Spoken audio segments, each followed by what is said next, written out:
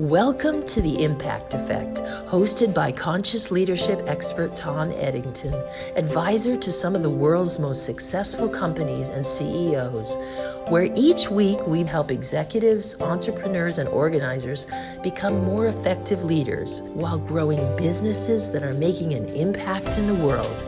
And now, here's Tom.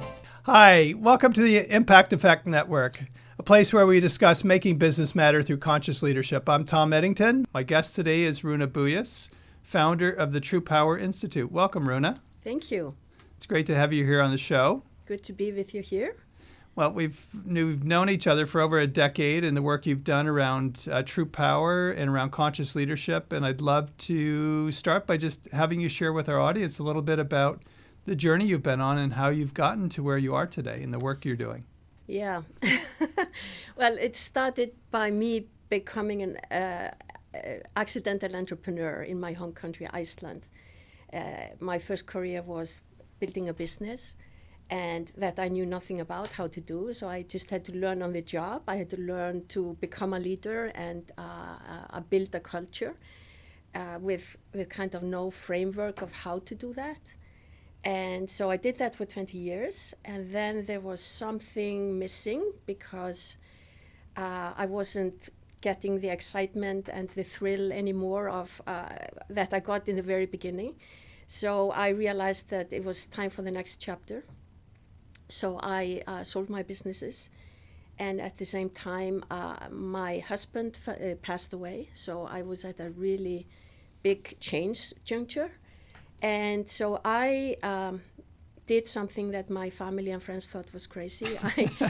I moved my 2 children and myself over to the US to start a new life, and ended up in Santa Fe, New Mexico, so close to where you are now, and spent the next decade in really diving into my own healing and kind of figuring out what I had been doing and how I had been doing it, and learning about new ways, adding to what it is to be a leader. And I realized that a lot of what I had innately done as a young leader in Iceland wasn't too bad. When I started to explore how real leadership is working out in the world, I realized that a lot of what we talk about as the conscious leadership principles today, I innately had in me and applied to my business that might have made it different and successful in those days. But I felt that I needed to do more, so I dove into apprenticeship really with various teachers in spirituality, in shamanism, in Taoism, in psychology, personality traits, leadership out in nature, mindfulness, yoga, and all these body, mind, spirit connection. And so first of all, I was doing it for my own healing, but then gradually my intention of sharing it with others started to come through, and I started to create programs to take back to the business world where I came from for other people in business to get a new dimension of what it means to be in a workplace and to be a leader. And that led me to the conscious leadership movement, as we call it today. So I'd love to dive into a couple of the topics, but before we do that, I'd love to hear just your experience, your journey of moving from Iceland to the U.S. and the culture shock that you may have experienced and observations and how it's shaped and informed the work you're doing around leadership development. Yes. I was very green coming from Iceland. All I knew was what I had built and how that worked. But one of the things that I actually wanted by moving was to bring my children up in a more diverse culture, because Iceland is a beautiful culture. It's one of the exotic places to visit these days. Everyone I meet wants to go to Iceland or has already been to Iceland. So it's a very desirable place to be. But for me, I had promised my late husband to bring the children up as cosmopolitan young men. And I felt that staying in Iceland wasn't going to do the job because everyone is white, everyone is Christian, it's very one-colored, even though people there have a higher level or quite a higher level of consciousness and are very inclusive. So I landed in Santa Fe, New Mexico, which was an upgrade in terms of diversity because now we had the Native Americans, we had the Hispanics, and we had the Anglos. And that was a good place for me to, in a way, to raise the boys and do my own healing and training, because as some people in the audience might know, Santa Fe is a very special place. A lot of spiritual traditions are there. A lot of teachers and thought leaders and authors and artists come there for the inspiration of the place. And for creating art, or for creating their next steps in life.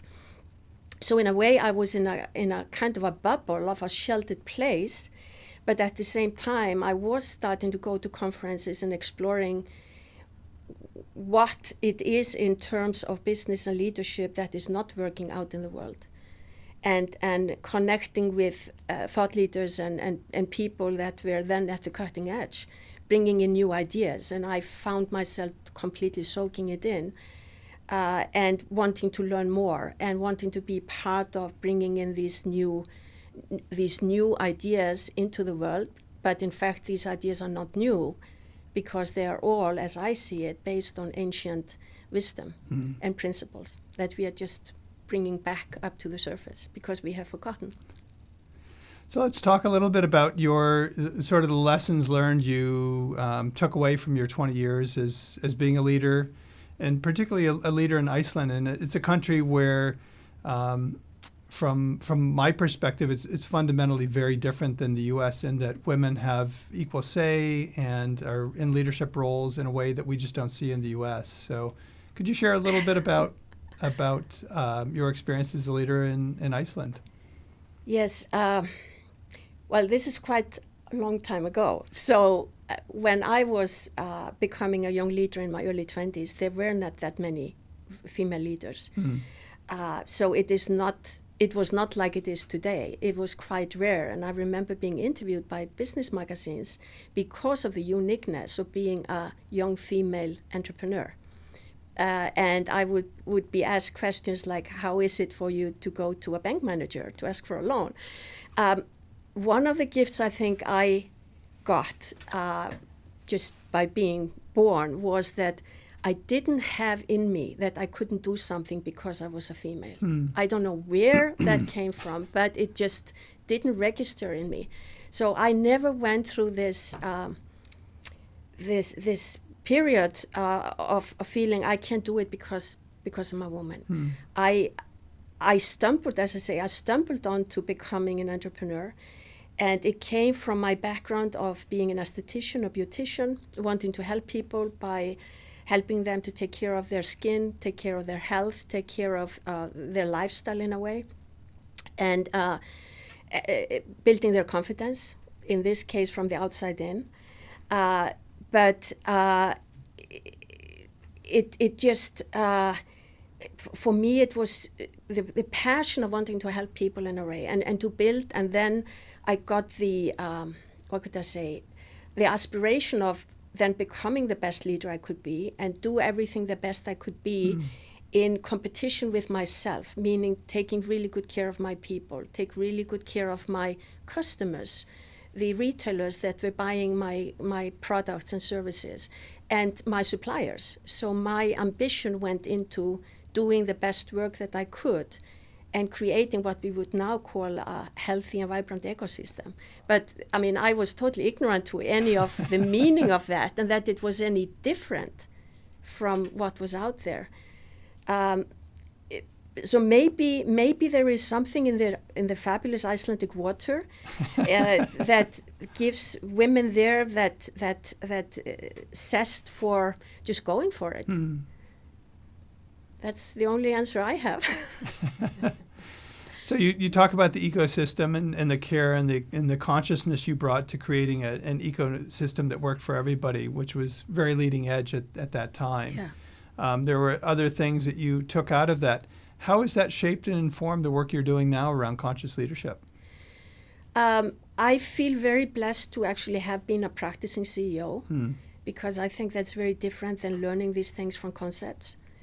And so it helps me to be tuned into what the people working for you might be going through, and the changes in market and in people's lives and all of that. So, for instance, change is one of the topics that I absolutely address with people and businesses because it's a never-ending thing.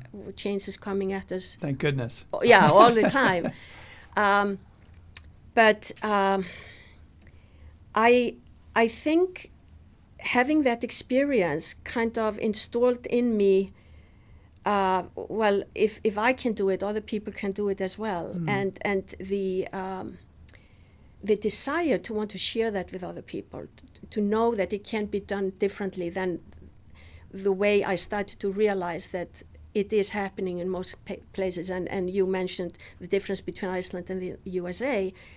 The USA is very fast. Everything is very fast, and long hours, and no holiday, no relaxation. Very different philosophy from the Scandinavians. More ruthless. And so much of my work has been trying to bring to people the opposite of that. Relaxation, for instance, being one key. Well-being being something, letting go of control, going slower. I mean, we are in Los Angeles and Hollywood. Nothing is slow here. But actually, these are principles I think we need to bring in to counterbalance to the pendulum. Because for me, we are always aiming towards wholeness. At least that's what I try to do and bring to people. And we are so out of wholeness as it is. I think no one can deny that. So the question is, how can we get back to wholeness? And so these ancient principles, universal principles, are very exciting to me to bring forth, because once people start understanding them and tapping into them and using them, they can start feeling their own balance of wholeness, coming more back to the middle. So I don't know if that if that answers your question. And as we both know, if people are showing up in the workplace and they're not whole, then they're suboptimizing their productivity, their resilience, their ability to contribute to their colleagues in the workplace. Yeah. And it becomes a sub-optimized organization. Yeah. I think one of the things I do bring from my experience of being a business owner in Iceland is that I never went through a so-called corporate culture myself. The culture I went through was designed by me, and it worked for me, and it seemed to work for my people. So I never experienced the split between the personal and the business. To me, it was more a one whole, and I became a wife, I became a mother, so I had to balance all these things with being a business owner. And for some reason, I managed to do that. There was always some kind of internal mechanics within me that was always looking at, do I need to spend more time here with the kids at this time, or whatever it is. And that's what I want to bring to people, that they should not leave their being at home to show up for work, because your workplace needs your being. Yeah, more than ever. So with that comment, I'm curious to just have you share with the audience how you define conscious leadership. I mean, it's the beingness that is what we all experience when we're with another individual, and their ability to be more or less conscious of how their being impacts how we relate to them. Yeah, many definitions. There's no right one. But what I like to say is that conscious leadership is being awake to your thoughts, to your feelings, to your body, your physical condition, and to something bigger than yourself, whatever we call that something, God or Allah or spirit or Tao. it doesn't matter what we call it, but I think most of us have at some point in our life got in touch with something outside of ourselves. So being connected to all of those intelligences and being awake to them and collaborate with them, I think is the key. I think that's where we really tap into our power and into our true power, when we are connected to something bigger than ourselves, and we in a way become just like a vessel that something that is bigger than ourselves is coming through for the betterment of all of us. And then I like, depending on what I'm doing, if I'm giving talks, say for women audience, I like to talk about the masculine, the feminine, because so much of our mess in the world today is due to the fact that we have been disregarding half of our vital energy, which is the feminine energy, both in men and women. And we have been disvaluing it and pressing it down and disowning it for over 5,000 years. And I think the turning point that the humanity is on now is that we are letting go of this 5,000 years of patriarchy, power over, where it is all about control, it's all about competition, it's all about grabbing and taking. And we are moving into a period where we are going more to the older model of integrating both and restoring that wholeness and that balance, and changing the power, the way we use power, to power to or power with. So that's really my big focus in life, is to help people to understand first and foremost what is power, and then help them to get excited about using power in a different way than we see around us. We see in politics, we see in business, we see in corporate. And no wonder that politics, for instance, and business has a bad rap. So that to me is exciting. And I feel that we have the wind in our back with this will happen whether we partake in it individually or not. It's happening. So the energy is in that direction. And I want to be part of accelerating that speed. Well, I'd love to hear more about the True Power Institute and the work you're doing, and how your work over the last decade in the conscious leadership space has led you to founding the Institute. Yeah. So the topic of power is very, very prominent in shamanism, which is a big part of my background. So I trained with a Native American teacher who used the medicine wheel in her teachings. And what I found kind of mind-blowing to me at that time was that at the center of the medicine wheel is that is often represented by a turtle. That represents wholeness. And to the Native Americans, wholeness means power. So when we are in our full wholeness, we are in our full power. And that sat with me, and also I learned from her Mohawk background, from her Mayan background and Siberian shamanism, about these predictions, in indigenous predictions about the times that we are, the cycles and the times that we are in.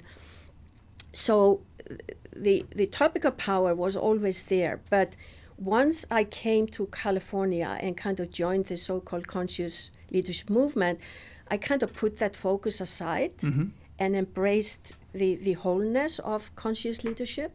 So everything I do and say and bring out to the world is conscious leadership.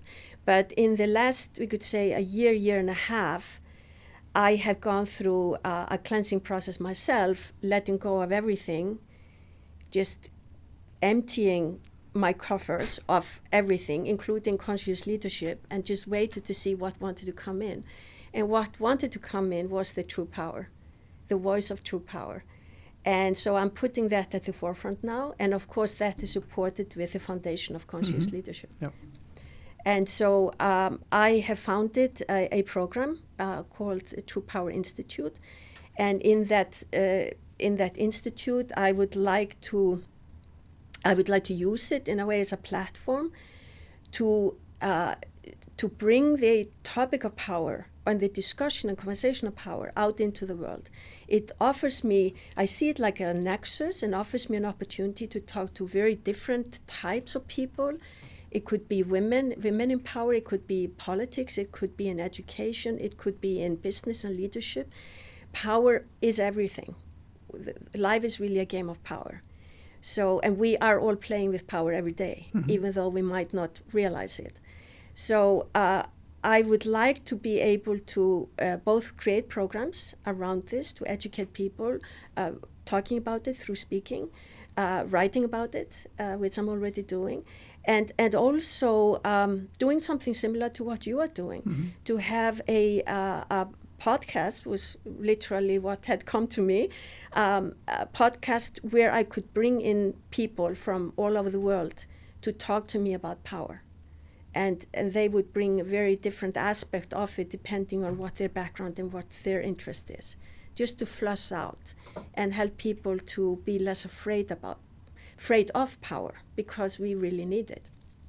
So can you define for our listeners what you mean by true power and how it's different than the negative connotations that exist out there around the abuse of power and people who have power have control and all of those notions that exist in our culture?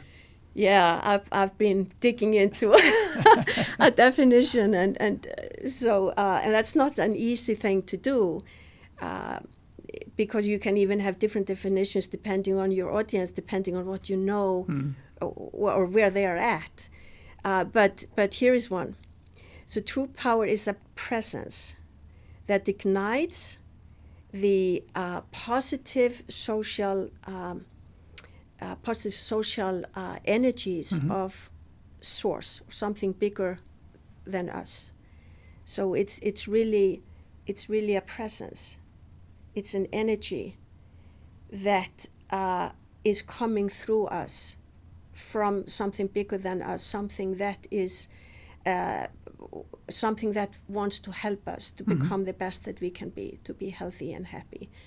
And so it's really a connection to source.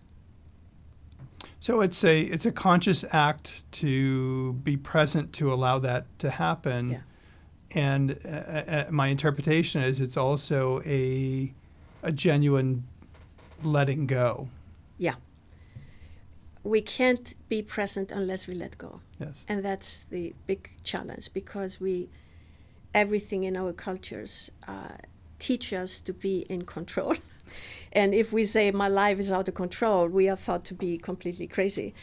But I would say part of my practice has been to let go and stop thinking that I know where I'm going or what I'm doing. I don't. I know what I'm doing in this moment with you, but I don't know what tomorrow is going to bring me. And I want to stay open to that, because I find it very exciting that something that I could not imagine with my tiny little mind could actually want to come in and offer me something much more expansive, experiences or knowledge or wisdom or whatever that is. So I'm trying to stay as empty as possible. You're watching the Impact Effect Network. Who you are is how you lead. Conscious leadership is an intuitive, intentional process requiring an open heart, an open mind, and a committed desire to fully own how you show up in the world. If you're a CEO, a solopreneur, or a community leader, Tom Eddington's ebook helps you amplify your strengths, making you the best version of yourself. Download the ebook today and become a part of bringing conscious leadership to the planet. Control, I often tell my clients there are only 4 things as human beings we have control over: our thoughts, our feelings, our actions, and the stories we tell ourselves. Exactly. And so if those are the only 4 things that we have control over, then it makes it actually really easy to be present. It does. And to allow for this power, as you describe it, to come through me, and for people to feel me being present, and for the leaders I work with to help them move to that place of presence, which is such a critical piece to being an effective leader. Exactly. So the word choice comes to my mind when you share this. So I absolutely agree with you.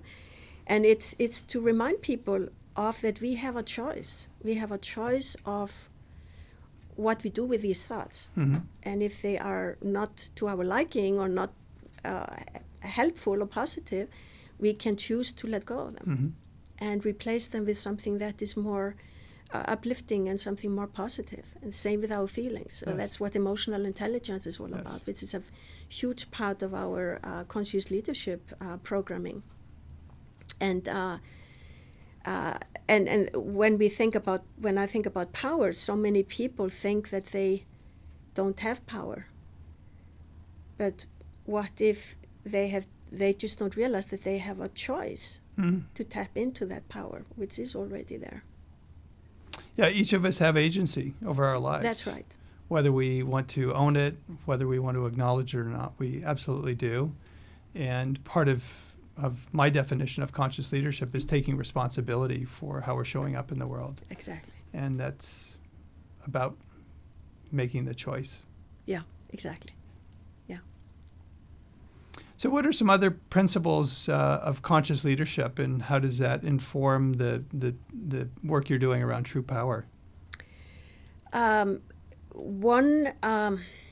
theme that keeps on coming up for me is about cycles, Mm-hmm. the natural cycles of life. And I mentioned one example of a cycle with these 5,000 years we have been in the patriarchy that we might want to change out for something new, for a new story.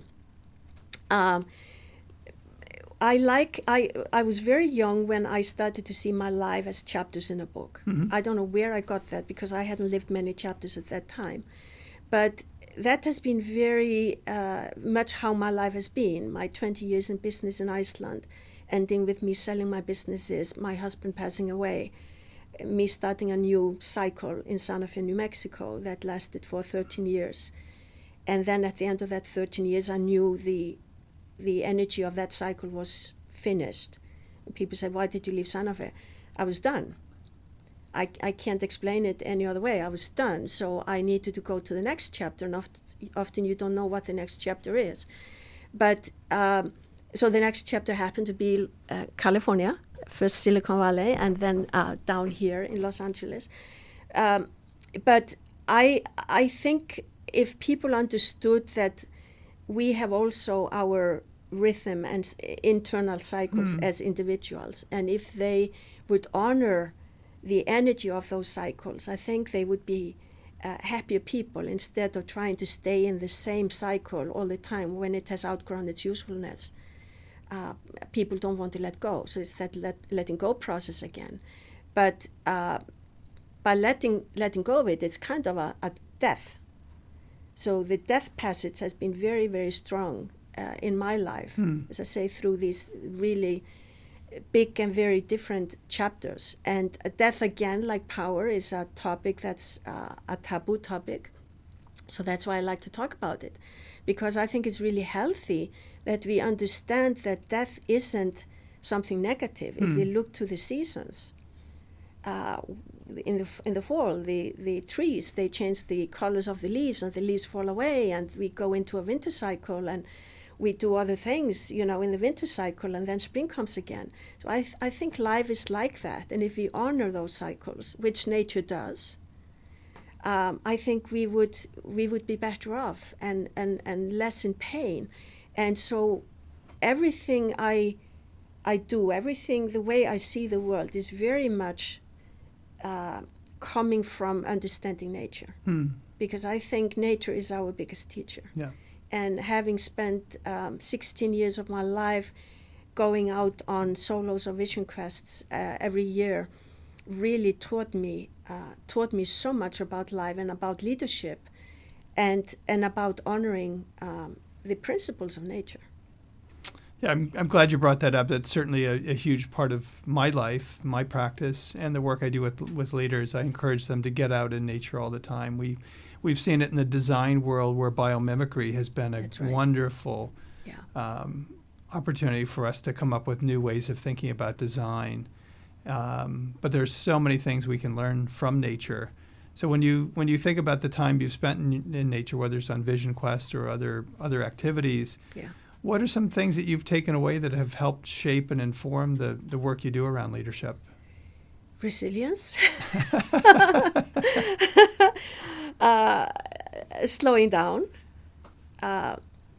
When you're out in nature, and I would go out for 6 days and 6 nights with, you're fasting, and in some cases you have tent, you have some comfort of a sleeping bag, but in other cases you, like in a true Vision Quest, you go out with nothing, just naked. So a lot, what that really does, it forces you to meet yourself. Because all the fears that you might have come up. You might have an agenda or intention to go out to do some inner work, but my experience is that goes out the window very quickly, because nature takes over, and it could be the weather, it could be animals or noises or something, or thunder, something that you are not familiar with and you are scared. Maybe a bear visits you. So there's so many encounters that happen in nature that we are not prepared for. We have no training in. And so you have to be completely present in the moment and figure out how to respond. Because you are in your little space, you're not supposed to run away, you're not supposed to ask for help. And it really teaches you to take responsibility for yourself and for your fear, for your thoughts, and staying with it, and being creative, how to move through.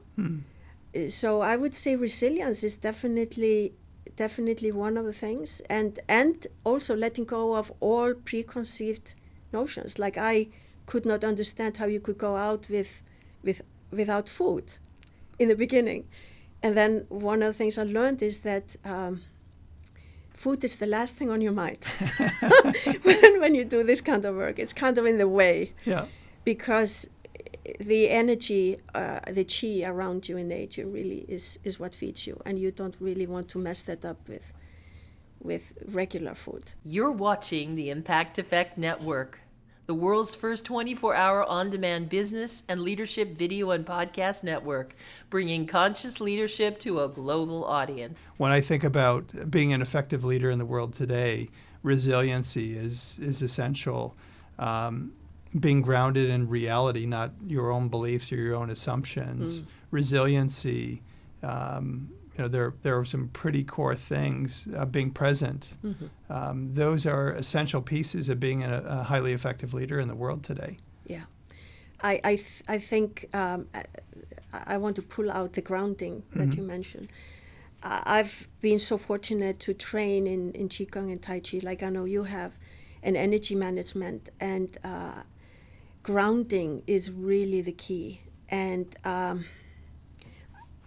I take that out as a different thing than mindfulness, because so many people are doing a great job with sitting in a pose and try to quiet their mind.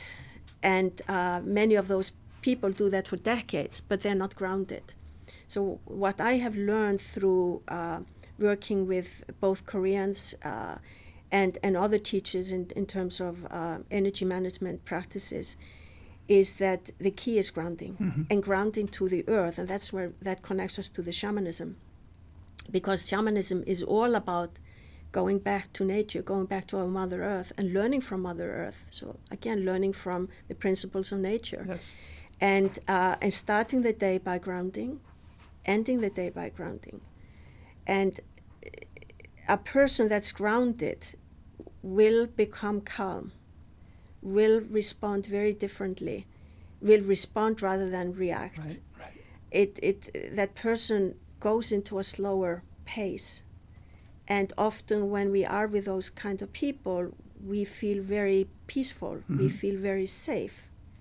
We don't know what it is, but it is some kind of presence that is there, and people are drawn to it and want to be in that field. And so I put big emphasis on grounding in my work, because I think it is often overlooked in in the now mainstream adaptation of mindfulness, which I'm so grateful for, that mindfulness has become mainstream. Mm-hmm. And as you know, and we have often talked about in our conscious leadership movement, that we are waiting for conscious leadership to become mainstream. So I think we're on the way. Mm. But I look forward to when that will be so. But grounding is a very big thing, and that is grounding to the earth. Yeah. Yeah, it's interesting you talk about that. I mean, for me, with many of my leaders, they don't have the sorts of background that you and I have, and the training and the experience. And so I'll approach the conversation from a scientific perspective, that if they're experiencing the world from their amygdala, their reptilian brain, then they're in a reactive state, and they're either in fight, flight, or freeze, and they're going to react to information. If they're in their prefrontal cortex, their human brain, then they have the ability to process and respond. And through that grounding, through that contemplative practice, meditation, prayer, time in nature, whatever it is that they use, they can develop over time, even if it's a fraction of a millisecond, to respond rather than react. Yes. Then it significantly increases their receptivity to being more present. It allows people to experience them in a different way as a leader. And so for me, I will oftentimes meet them where they are and bring the science and use science to help open the door for contemplative practice, to open the door for grounding, for energetic work, and other sorts of things. Yeah, that's a smart thing to do. People will listen to science. Yes. And yes. thankfully, science is catching up with Yes. spirituality. So it's bleeding together. But that brings me to that. Really, for me, conscious leadership is a process. Mm-hmm. And once we commit to that process, it's a lifelong journey. Because once you have that commitment to yourself and to your soul, my experience is you don't waver whether I'm staying in or out. You know, it's you're taking the red pill. Yes. I really see practicing conscious leadership as a lifestyle. To me, it's a lifestyle. To me, every day is a learning experience. Everything that I encounter, everything that happens, including at a recent flight to Montreal, I spent 12 hours at the airport and missed my flight because I was going to Canada, didn't know I needed a visa, so I applied for the visa online. The government agency was their system, their website system was down in Canada, so they couldn't process the visa. So I was stuck there. So I had a choice. I could choose how to respond to that, spending 12 hours at the airport. And so I look at every event that happens like this as an opportunity to practice. Say, okay, what is it that I need to improve here? What am I feeling about this? And how can I reframe the experience and make it in a way to my advantage? Yes. So I started to feel all kinds of things that I could do in these 12 hours. So it's really, to me, it's really a lifestyle. Yeah, I'm really happy you mentioned that, because I have to remind my clients and people I work with on a regular basis that there is no destination. There is no end point to this. That amazing tools like reframing and knowing, do I want to be living my life from a place of fear or from a place of trust? Am I below the line or above the line? Yeah. Am I a victim of the circumstances around me, or do I have agency and control over my life? Each of those instances, being stuck in the airport for 12 hours, having to apply for a visa online and there's no service, those are all opportunities to reframe and say, this is a great opportunity to practice. Yeah, exactly. So every day is like an adventure. Yes. But it's a very different way to be living one's life. It is. It absolutely is. And it's living life kind of without drama. Yes. And be mindful of not being dragged into drama. Yes. By others. And I wouldn't want to go back. Not that I feel that that I was ever a drama queen when I was running my businesses or anything like that, but still, when I look back, I am so grateful for all the learnings, all the experiences, all the training I have gone through, and all the experiences, because one thing I say to people when they say, so what is it being a conscious leader? One of the ways I say it's being a lifelong learner. It's aspiring to have a growth mindset. And so that's in alignment with that it's a lifestyle, that there is no destination. And in a way, I find that the most exciting thing about life or living is to see with or feel within myself how I have become stronger from the inside out. So while in Iceland I was helping my clients with their confidence or with their confidence from the outside in, I feel I'm really doing that now the other way, from the inside out now. Watching the Impact Effect Network. Is your team tuned out? Are you looking for a powerful speaker to motivate and inspire your organization? Then Tom Eddington is the choice for keynote speaker at your next conference or event. Tom is one of the most sought-after business advisors and coaches in Silicon Valley. For over 2 decades, Tom has advised world-renowned CEOs and executives on how to catapult their organization's success, including Hewlett-Packard, NBNA Corporation, and Royal Dutch Shell. In his dynamic keynotes, Tom offers fresh new paradigms on how to create healthier, happier, and more purposeful workplaces while navigating change and generating higher degrees of success for organizations. For information on booking Tom at your next event, contact EDDINGTONadvisory.com. Another question, I just want to drill into the true power a bit more and just talk about where you're trying to take that work and where you see the world is needing that work, and what's pulling you towards it. The whole world needs it. Look at our politics.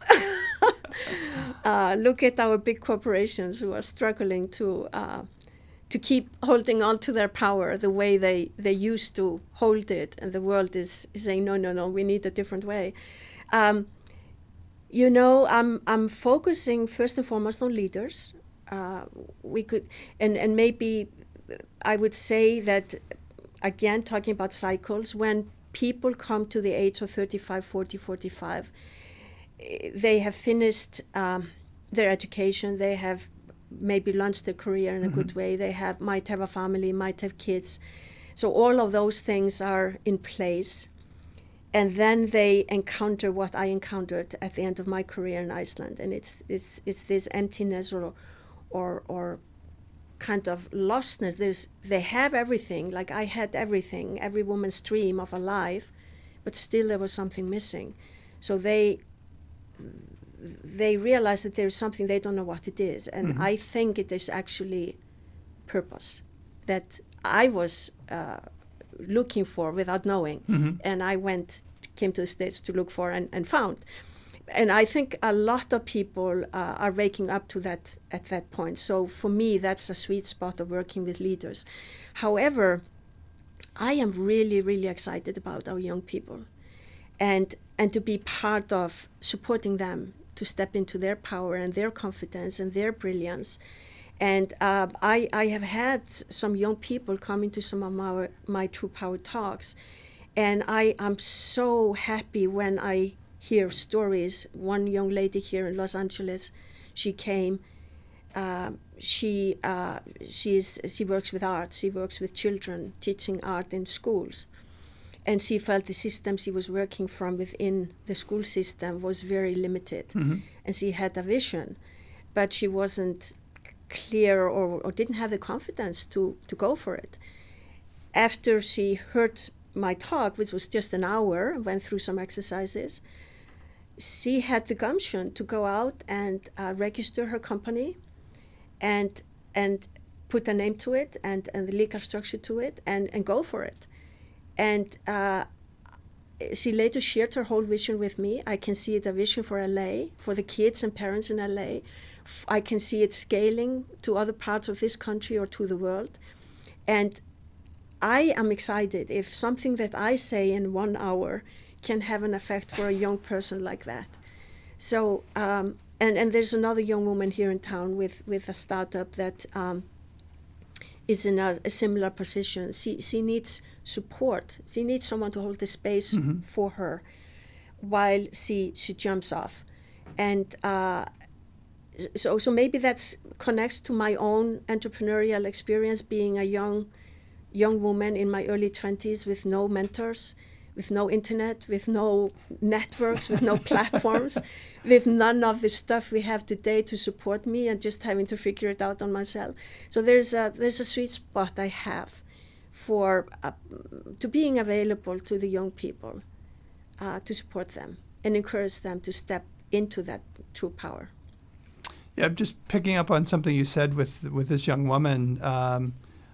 When I look back over the last 50, 60, 80 years of the work environment,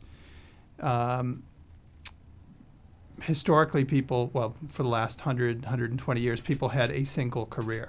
Yeah. And in the world today, particularly people coming out of school can expect to have 5 or 6 careers.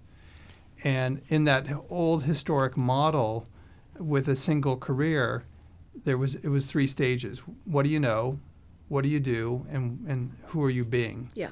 And so as you evolved through your career, it was what did you know? What were you capable of doing?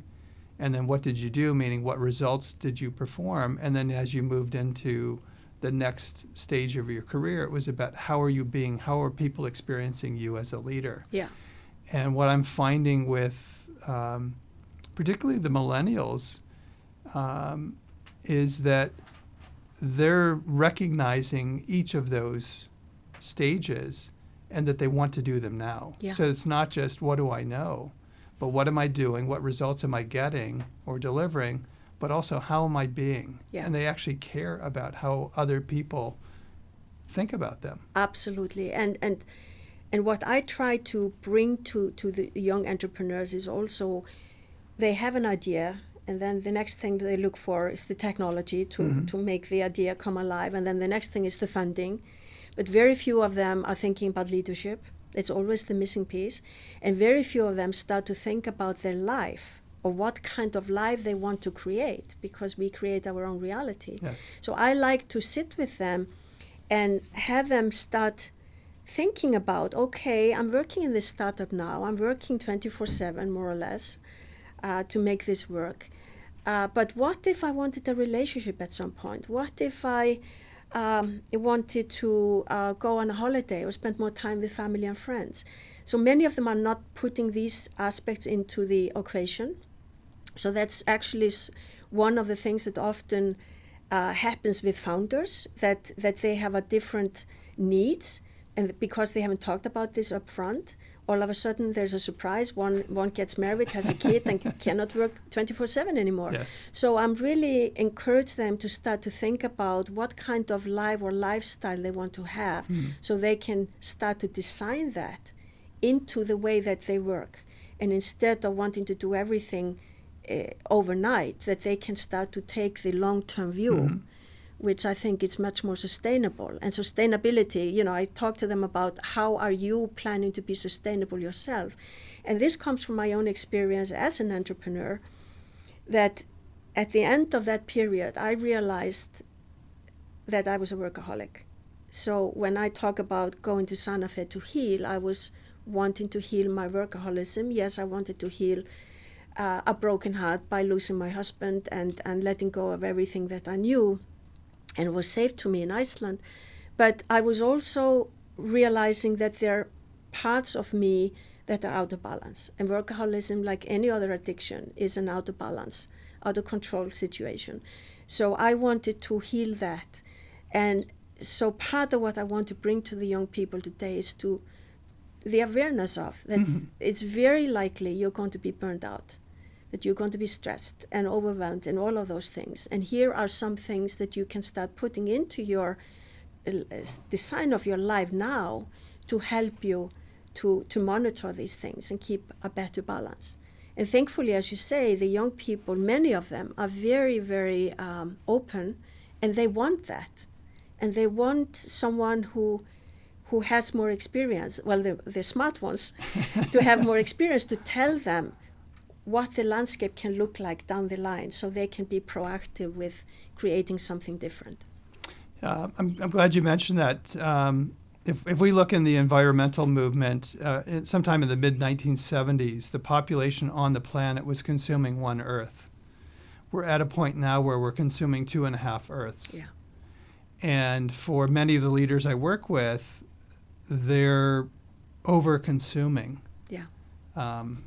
And so, and I'm not just talking about materially, I'm talking about their energy, the lifestyle, everything. And so I've moved beyond, as we've seen in the environmental movement, I've moved beyond sustainability to regenerative. That's where I'm to. And that's the language I use with my Yeah. leaders Yeah. and the folks I work with, is helping them understand what can they be doing, what do they want to be doing to regenerate, not just sustain Yeah. this lifestyle of consumption and working too many hours and finding work-life balance, which is just a misnomer. Absolutely. It doesn't exist. Absolutely. But how do they regenerate themselves and the people around them? Yeah. I am using more and more the word regeneration. It's one of my favorite words, and that comes from my shamanic background. Because there was something really my Native American teacher really installed in me, and the love of Mother Earth. And so I am really excited to see so many projects and initiatives happening in different areas that are bringing the biomimicry and bringing these principles of nature I see a lot of these people on Twitter, and I'm starting. It's kind of Twitter is really like a thought leader platform. So I'm meeting so many thought leaders in different sectors from mine, like the education, and I'm cheering them on, because even though I'm not only in education, even though teaching about leadership is education, I see what they're doing and where they're going, and so for me, I feel that we are these people who are trying to bring in these ancient, old, new ideas are also starting through the social media, starting to connect with each other and be able to support each other and cheer each other on. And that to me is really, really exciting. Yes. Yeah. Yeah. These tools are used properly are amazing in terms of the impact they can have on our society. Absolutely. And it reminds me of something that one of our colleagues, Gina Hayden, told me some years ago. She was researching her book, How to Be a Conscious Leader, and she was interviewing leaders around the world. And one of the leaders she was talking to, I think he was from Denmark, was talking to her about technology and how actually we don't need to be as afraid of technology as we are, and that actually the use of technology is connecting us to consciousness. Yes. Because we are connecting to the collective. Yes. in a way. And if I have a new addiction today, that is being excited about the social media in a way, because I think it feeds my need to disseminate information and to reach people, and just putting it out there, whether it's in question form or in form of my own articles or research, or reposting what others are doing. I mean, I call it my rip time. It's where, I just let myself go free, and I see something being posted, I read the article, and then I put my 2 cents in. Yeah. And that to me is kind of connecting me with something bigger than myself, and some undercurrent, I think that's happening, which I think is part of pushing up this new cycle. Yes. Well, one last question for you. What would you like our audience to take away from our time together today? I would like them to know that we all have power. We all have true power. And the world needs all of our power at the moment to co-create the new story for this humanity and for the planet. Well, thank you, Runa. I really appreciate you being on the show today. And for our listeners who would like to get in touch with you after listening to this podcast, what's the best way for them to reach you? They can go to my website, which is www.truepowerinstitute.com, or they can look me up on LinkedIn, Runa Bouius. That would be the best way. All right.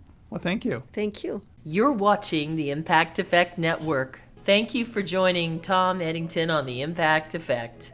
Visit ImpactEffectNetwork.com to connect with Tom and discover additional episodes featuring today's top leaders making a global impact through conscious leadership in the world today.